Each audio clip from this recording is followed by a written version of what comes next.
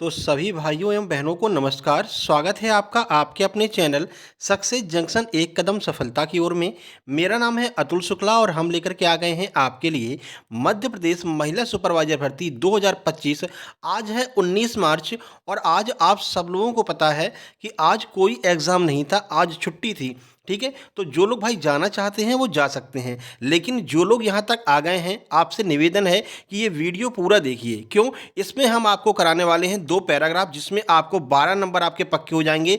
Trick के द्वारा आपको पैराग्राफ कराएंगे। इसके अलावा जो अभी टॉपिक नए ऐड हुए हैं, जैसे कि मीन मीडियन मोड, यानी कि माध्य आपका पूछा जा रहा है, माध्यिका पूछी जा रही है, बहुलक पूछा जा रहा है, ये तीनों अभी तक पूछे गए हैं और रेंज अभी तक नहीं पूछी गई है, लेकिन आगे आपसे रेंज भी पूछी जाएगी। तो ये चारों टॉपिक आज आपके एकदम क्लियर कट हो जाएंगे। ठीक है ना, बिल्कुल क्लियर हो जाएंगे चारों टॉपिक। और देखो, ये ऐसे टॉपिक है जिसको छोड़ करके लोग आ रहे हैं या फिर तुक्का लगा करके लोग आ रहे हैं। तो ये अगर आप क्लियर कर लेते हैं, दो दो प्रश्न भी अगर आपके एग्जाम में आ गए, तो समझ लीजिए आप बाकी लोगों से 2 नंबर प्लस हो जाएंगे, 2 नंबर आगे हो जाएंगे। और आपको पता है आपके सिलेक्शन में एक एक नंबर बहुत ज़्यादा महत्वपूर्ण होता है। ठीक है, क्योंकि ये जो है स्टैटिक्स के टॉपिक हैं, लोग इसको पढ़ते नहीं, छोड़ देते हैं। लेकिन अब आपको पता है एग्जाम थोड़ा सा टफ हो गया है। ठीक है ना, तो अब बिल्कुल सिंपल वाले प्रश्न अब नहीं आ रहे हैं और मैथ में मीन मीडियन मोड को ऐड कर दिया है। तो ये हमारा कर्तव्य बनता है कि ये जो नए टॉपिक ऐड हुए हैं उनको आज हम आपके लिए लेकर के आ गए हैं, आज हम इसको भी करा देंगे। ठीक है,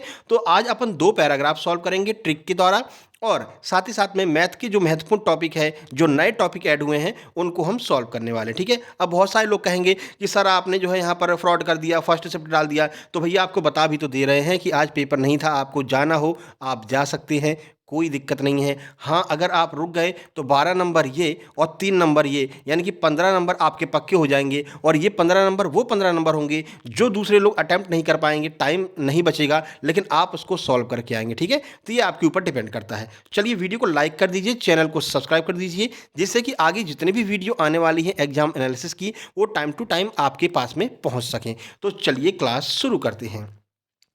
इसके अलावा भाई जिन लोगों का एग्ज़ाम हो गया है वो तो अच्छी बात है, लेकिन जिन लोगों का एग्ज़ाम अभी बाकी है और वो नंबर खींचना चाहते हैं इन लोगों की तरह, जैसा कि आप सबको पता है कि हमने जो है सुपर सिलेक्शन नोट्स तैयार किए हैं और हमारे सुपर सिलेक्शन नोट्स से बहुत अच्छा रिजल्ट यहाँ पर देखने को मिल रहा है। जैसे कि आप यहाँ पर देखेंगे 166 नंबर इनके आए हैं। ठीक है, और देखो यहाँ पर इन्होंने बहुत सारे प्रश्न भी भेजे थे और इन्होंने ये भी बताया था कि आपके सुपर सिलेक्शन नोट्स और आपके गाइडेंस की वजह से ही ये नंबर आए हैं। मात्र 7 दिन इन्होंने पढ़ाई की थी, सुपर सिलेक्शन नोट्स कंप्लीट किए थे। उसके बाद में यहां पर भी आप देख सकते हैं इन दीदी के 179 नंबर आए हैं और इन्होंने हमारे सुपर सिलेक्शन नोट्स ले रखे हैं। इसके बाद में यहां पर देखिए 156 नंबर भैया जी के आए हैं और इन्होंने भी हमारे सुपर सिलेक्शन नोट्स ले रखे हैं। तो जिन लोगों ने भी सुपर सिलेक्शन नोट्स पहले ले लिए थे उनको तो फायदा हुआ ही हुआ है, लेकिन जिन लोगों ने पिछले 3 या 4 दिनों में भी सुपर सिलेक्शन नोट्स लिए हैं, वो लोग भी 2-2 3-3 दिन में कंप्लीट करके 150 प्लस नंबर लेकर के आ रहे हैं। और अब जो लेवल हो चुका है उसमें अगर आप 145 150 नंबर लेकर के आते हैं तो ये नंबर बहुत अच्छे माने जा रहे हैं, क्योंकि अब जो पेपर है वो हाई लेवल का हो गया है। हमने जो अपने सुपर सिलेक्शन नोट्स तैयार किए हैं उसमें जीरो से लेकर के हीरो तक को कवर किया है, यानी कि कितना भी सरल पेपर आ जाए तब भी आप आसानी से सॉल्व कर सकेंगे और कितना भी कठिन पेपर आ जाए तब भी आप आसानी से सॉल्व कर सकेंगे। बस आपको मेहनत करके जितने भी दिन बचे हैं उतने दिनों में इन सुपर सिलेक्शन नोट्स को कंप्लीट कर लेना है। इसके अंदर आपको मिलेगा क्या क्या? तो सुपर सिलेक्शन नोट्स के अंदर चारों सब्जेक्ट की कंप्लीट थ्योरी मिलेगी। इसके अलावा 10-10 प्रैक्टिस सेट हर एक सब्जेक्ट का आपको मिलने वाला है। इसके अलावा 7 ब्रह्मास्त्र हमने जो करवाए हैं उन 7 ब्रह्मास्त्र की पीडीएफ आपको मिलेगी और साथ में हर एक सब्जेक्ट का सुपर मैराथन कराई थी हमने, वो सारी सुपर मैराथन की पीडीएफ मिलेगी। और जो मोस्ट टॉपिक है उनके टॉप 100 प्रश्न हमने कराए थे, वो टॉप 100 प्रश्नों की भी पीडीएफ आपको मिलेगी। जैसे एक्ट हो गया, पंचवर्षीय योजनाएं हो गई, आईसीएमआर हो गया, ठीक है ना, और प्रमुख योजनाएं हो गई, जितने भी मोस्ट टॉपिक हैं उनकी हमने टॉप 100 प्रश्न कराए हैं, उन सब की पीडीएफ आपको मिलने वाली है। इसलिए जो लोग भी ये कंप्लीट पैकेज पढ़ करके जा रहे हैं वो लोग 101% 150 प्लस स्कोर तो कर ही रहे हैं और बहुत सारे लोग 180 181 तक भी पहुंचे हैं। ठीक है, तो आपको भी अगर नोट्स चाहिए तो आपको कुछ खास करना नहीं है। देखिए मात्र 199 रुपए में ये नोट्स आपको मिलने वाले हैं। ये आपको क्यूआर कोड दिखाई दे रहा है, इसी पर आपको 199 रुपए का पेमेंट करना है और उस पेमेंट का स्क्रीनशॉट इस व्हाट्सएप नंबर 7052547003 इस नंबर पर सेंड कर देना है। जैसे ही आप स्क्रीनशॉट सेंड करेंगे वैसे ही आपको नोट्स सेंड कर दिए जाएंगे। नहीं तो एक बार व्हाट्सएप की डीपी चेक कर लेना, वहां पर हम टाइम टाइम दिए रहते हैं कि इतने बजे से अब जो है नोट्स सेंड किए जाएंगे, तो उस टाइम पर आपको नोट्स मिल जाएंगे। बिल्कुल भी चिंतित होने की आवश्यकता नहीं है। इस क्यूआर कोड का आप स्क्रीनशॉट ले लीजिए, इसी पर आपको पेमेंट करना रहेगा 199 रुपये। ठीक है, तो सिलेक्शन चाहते हैं, आपने खूब तैयारी की है लेकिन अभी भी आपका जो है टेस्ट में नंबर कम आ रहे हैं, तो अभी भी आप जो है बचे हुए दिनों में ये सुपर सिलेक्शन नोट्स कंप्लीट करके अपना सिलेक्शन पक्का कर सकते हैं। उन 660 लोगों में आ सकते हैं जिनका इस बार फाइनली सिलेक्शन होने वाला है। ठीक है, चलिए आगे बढ़ते हैं और शुरू करते हैं अपनी क्लास।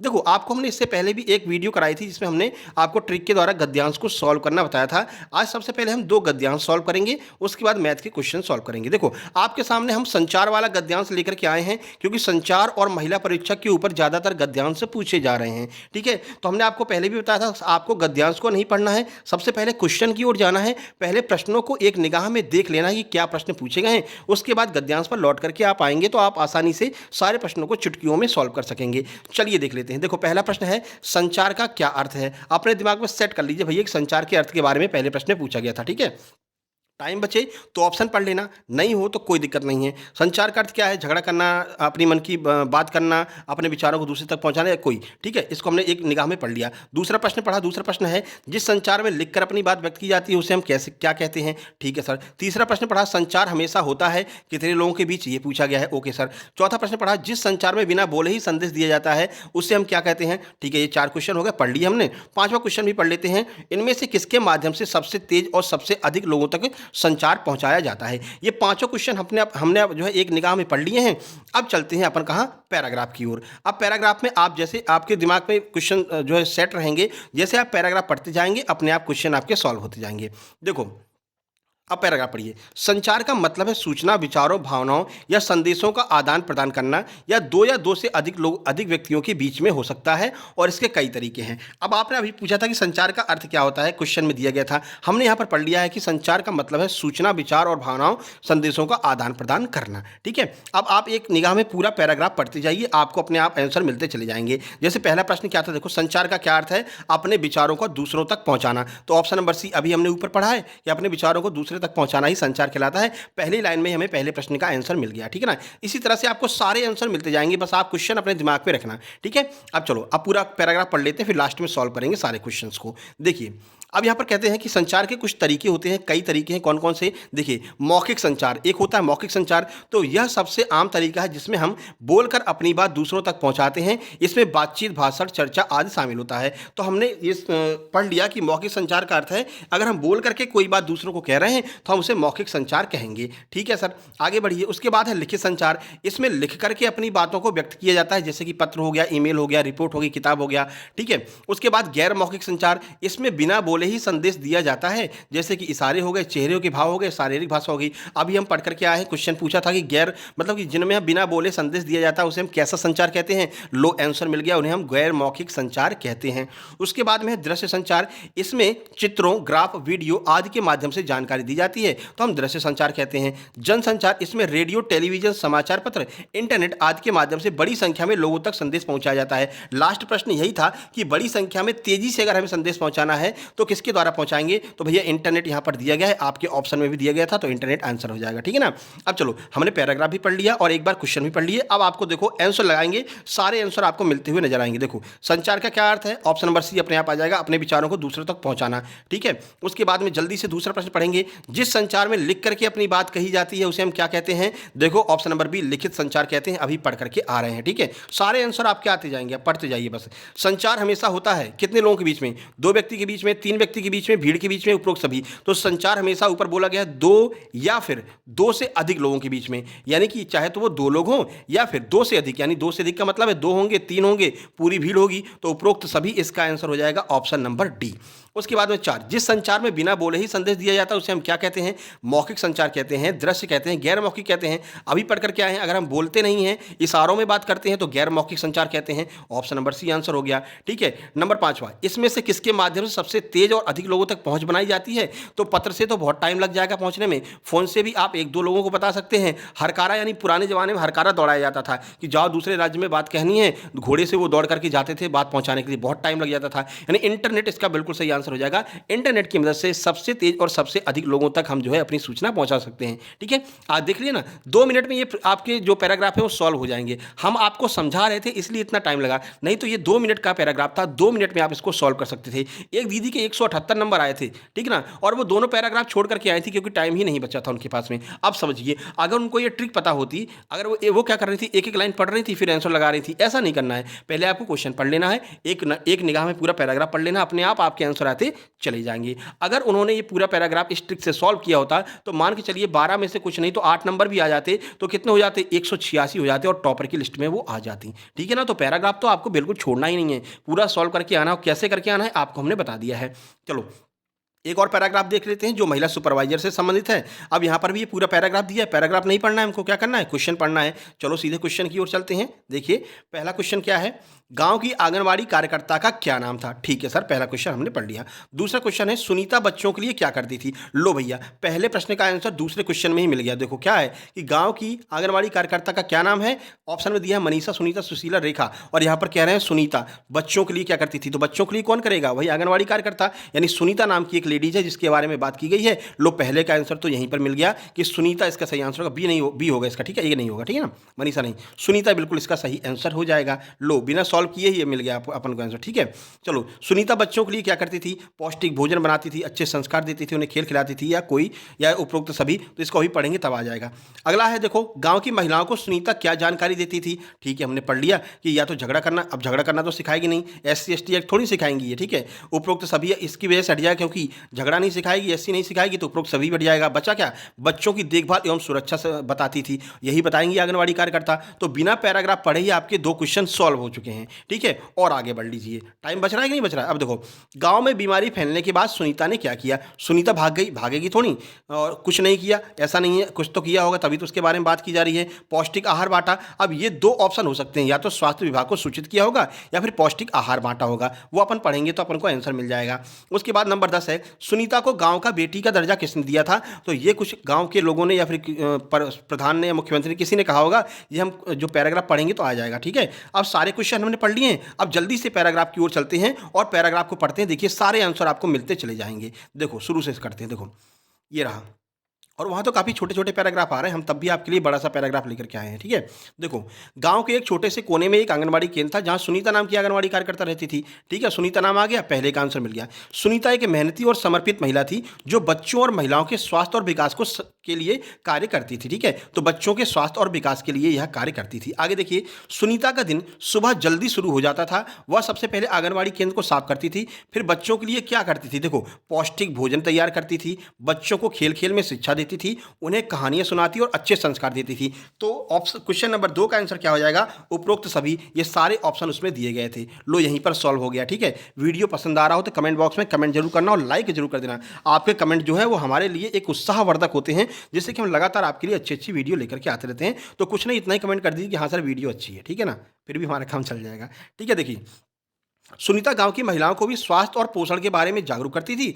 वह उन्हें गर्भावस्था और शिशु देखभाल के बारे में जानकारी देती थी। क्वेश्चन बना था, सुनीता गांव की महिलाओं को क्या जानकारी देती थी? तो गर्भावस्था और शिशु देखभाल के बारे में जानकारी देती थी। लो, आपका आंसर यहीं पर मिल गया है। आगे बढ़ते हैं, और उन्हें बच्चों को स्वस्थ रखने के लिए प्रोत्साहित करती थी। एक दिन गाँव में एक बीमारी फैल गई, कई बच्चे बीमार पड़ गए। सुनीता ने तुरंत स्वास्थ्य विभाग को सूचित किया। क्या किया सुनीता ने? स्वास्थ्य विभाग को सूचित किया। एक क्वेश्चन पढ़ करके आए थे ना, चौथा, जिसमें था कि या तो वो आहार बांटेगी या स्वास्थ्य विभाग को सूचित करेगी। तो अभी आंसर मिल गया कि वह स्वास्थ्य विभाग को सूचित करेगी। उसका आंसर ऑप्शन नंबर सी हो जाएगा, ठीक है?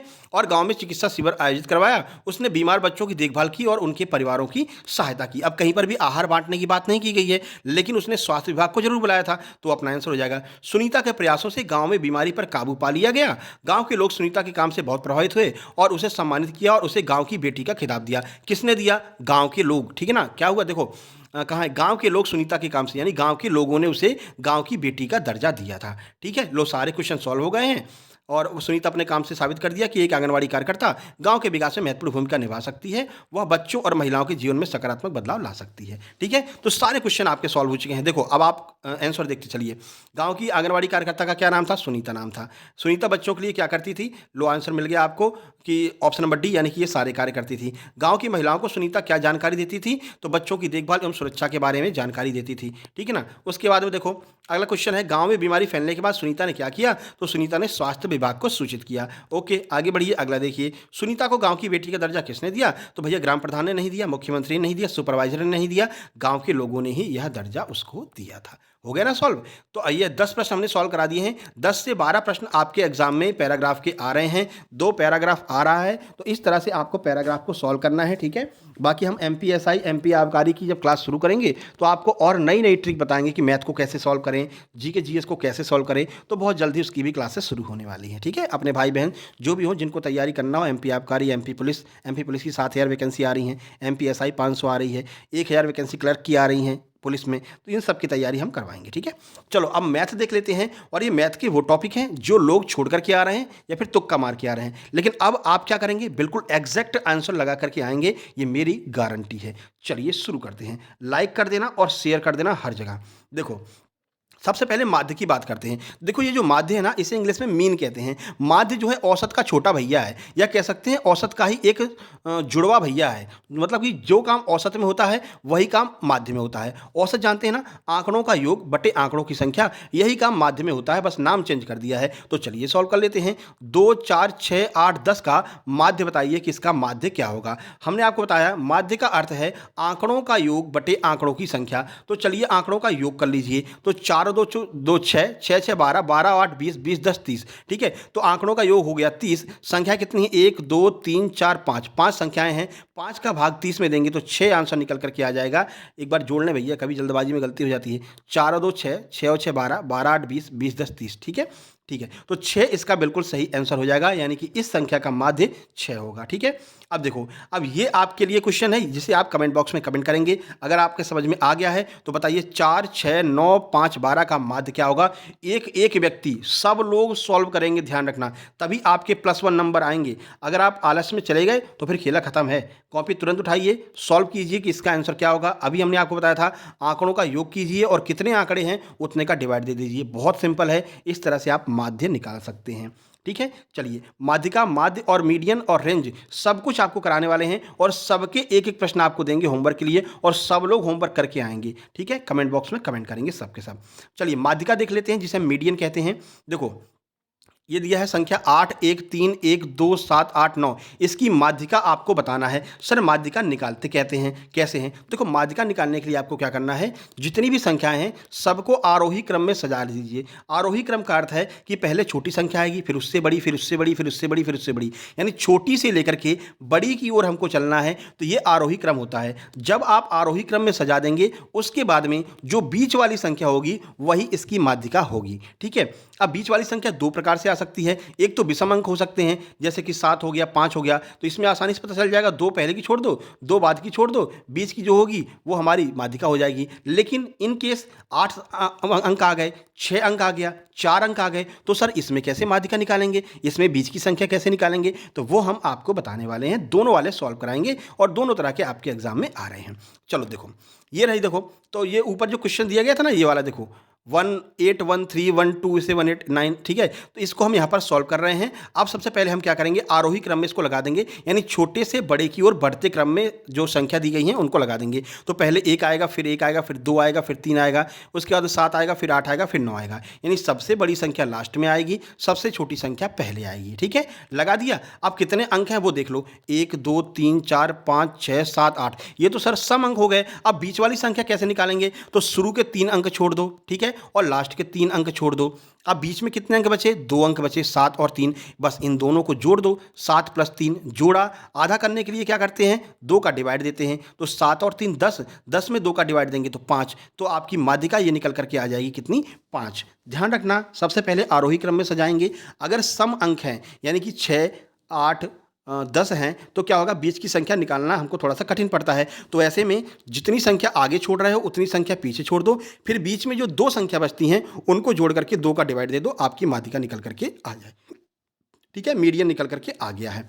चलो, अब इन केस विषम अंक होते हैं, जैसे कि 5 हो गए, 7 हो गए, 9 हो गए, इसमें बड़ी आसानी हो जाती है। कैसे? तो चलिए देख लेते हैं। देखिए ये संख्या दी गई है 2 4 6 5 3 7 8, इसकी माध्यिका, इसकी मीडियन आपको निकालना है। क्या करेंगे? पहले आरोही क्रम में सजाएंगे। लो सजा देते हैं। सबसे पहले 2 आएगा सबसे छोटी, फिर 3 आएगा, फिर 4 आएगा, फिर 5 आएगा, फिर 6 आएगा, फिर 7, फिर 8। ठीक है, अब काउंट कर लीजिए कितने अंक हैं। 1 2 3 4 5 6 7, 7 अंक है, यानी कि विषम है। तो कुछ भी नहीं करना है, शुरू के 3 अंक छोड़ दो, जितने शुरू में छोड़े हैं उतने लास्ट में छोड़ दो। लो अपने आप निकल करके आ गई बीच की संख्या 5, और 5 आपका आंसर हो जाएगा। है ना सरल?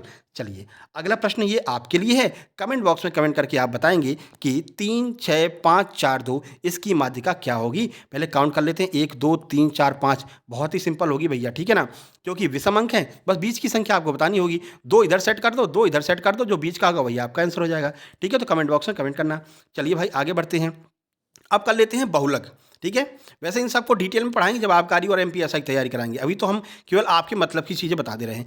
बहुलक क्या होता है? बहुलक बहुत ही सिंपल है, जो आपको सबसे ज़्यादा बार दिखाई दे वही आपका बहुलक है। ना आरोही में लगाना है, ना अवरोही में लगाना है, ना डिवाइड देना है, ना कुछ करना है। बस ये देख लो कि सबसे ज़्यादा बार क्या दिखाई दे रहा है। और ये सारे प्रश्न आ चुके हैं अभी पिछले 3 दिनों से। ये 2-2 प्रश्न हर एक शिफ्ट में आ रहे हैं। किसी में 2 आ जा रहे हैं, किसी में 3-3 प्रश्न आ जा रहे हैं। ठीक है ना, तो ये बहुत महत्वपूर्ण है आपके लिए। चलो देखो, ये क्वेश्चन आपको दिया जाएगा कि इसका बहुलक निकाल करके बताइए। तो देखो भैया, इसमें सबसे ज़्यादा बार क्या दिखाई दे रहा है? देखो 2 4 6 7 8 7 9 7 7, यानी ये 7 जो है ना, ये बार बार दिखाई दे रहा है सर। 1 2 3 4, 4 बार 7 आया है, और कोई भी संख्या ऐसी नहीं है जो 4 बार आई हो। तो जो बार बार आ रहा है वही आपका बहुलक हो जाएगा, यानी कि इसका आंसर ऑप्शन, कोई ऑप्शन तो दिया नहीं, इसका आंसर 7 हो जाएगा। ठीक है, अगला देखिए, ये रहा क्वेश्चन। इसका आंसर आपको निकाल करके बताना है। 7 6 5 5 8 5 4 5, इसमें जो सबसे ज़्यादा बार आ रहा होगा वही आपका बहुलक होगा। कमेंट बॉक्स में कमेंट करना, लिखना पहले बहुलक, और बहुलक के आगे लिख देना 5। ठीक है, ऊपर लिखना माध्यिका।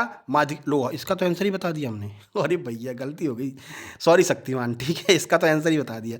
अब जो लोग नहीं सुन पाए होंगे, ध्यान से सुन रहे होंगे, वो तो तुरंत लगा गए होंगे, 1 नंबर फ्री का मिल गया, तुरंत कमेंट करेंगे। ठीक है ना, बाकी इस तरह से आपको लिखना है माध्यिका ये सर, रेंज ये, इस सब का लिख करके जाना है आपको। ठीक है, चलो अब बात कर लेते हैं रेंज। देखो अभी तक रेंज आपके एग्जाम में आई नहीं है, लेकिन 101% जब मीन मीडियन मोड पूछा है तो ये रेंज भी पूछेंगे ही पूछेंगे। आज का गैप दिया है, अब देखो कल नए सिरे से एग्जाम शुरू होगा। देखते हैं कल क्या हवाइयाँ उड़ती हैं या फिर सिंपल शुरू हो जाता है। कल से फिर से आपको हम एग्जाम एनालिसिस लेकर के आएंगे। ठीक है, और आज शाम को एक महत्वपूर्ण वीडियो लेकर के आने वाले हैं। सब लोग इंतजार करना, शाम को 6 साढ़े 6 या फिर 7 के बीच में आपको लेकर के आएंगे। 7 से 8 के बीच में एक महत्वपूर्ण वीडियो लेकर के आएंगे, जिसमें जो रीजनिंग के प्रश्न आए हैं, जो मैथ के प्रश्न आए हैं, जो जीके जीएस के प्रश्न आए हैं नए, जैसे कि कल एसिड रेन पूछ लिया था, केमिस्ट्री पूछ मारी, कल आपका जो है हिस्ट्री पूछ ली, रैयतवाड़ी व्यवस्था पूछ ली। तो ऐसे कुछ प्रश्न जो आपके एग्जाम में आगे और भी आ सकते हैं, जो आपको दूसरों से अलग बनाएंगे। देखो सिलेबस तो हर कोई पढ़ करके गया है, लेकिन आप उसको भी पढ़ करके जाइए जो आपसे अलग से पूछा जा सकता है। वो वाले प्रश्न आज शाम को हम करवाएंगे। ठीक है,